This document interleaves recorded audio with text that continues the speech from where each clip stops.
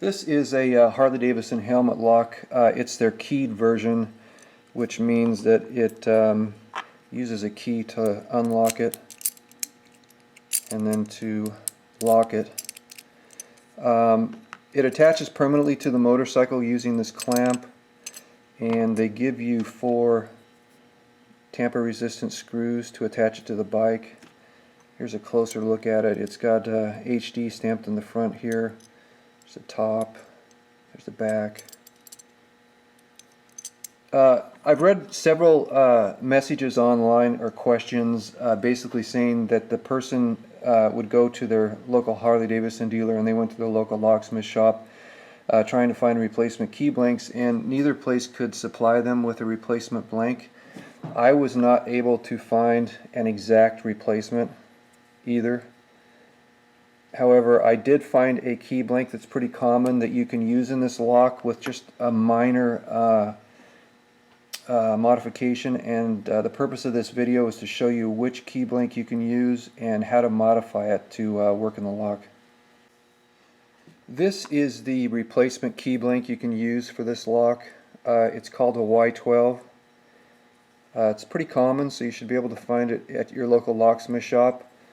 It does need to be modified to work with this lock. There's two problems. One is when you insert the key, when you first get it, and you try and insert the key into the lock, there's a little bit of resistance. You have two choices. You can either force the key into the lock. It doesn't take a lot of force, and the lock groove will scrape away some of the brass as you insert the key, and then it'll get easier and easier to insert. Or you can use a file. This is the groove that's causing the problem, and to correct it, all you do is take your file, just a hand file, and just run it in the groove a couple of times. Doesn't take a lot. And then take your key, and then it will insert into the lock pretty easy. It's a little bit of resistance, but it'll get easier and easier. Brass is real soft, so. And then the second modification you need to do is on this type of key, all the cuts, the spacing of the cuts is referenced from this point right here, this shoulder. So this shoulder is an important part of this key.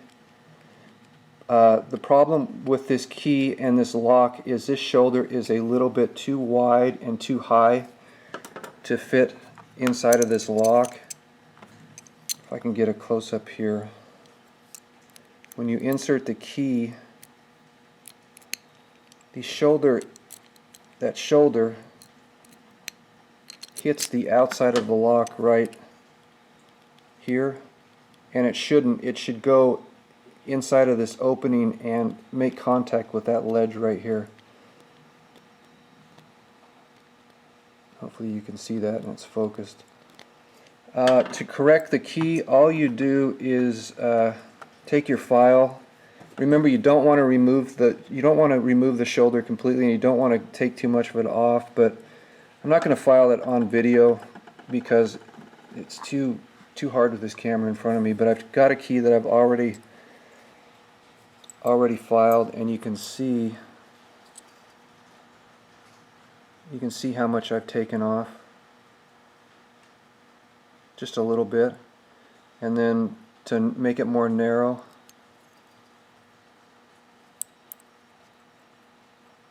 you can see how much I've taken off.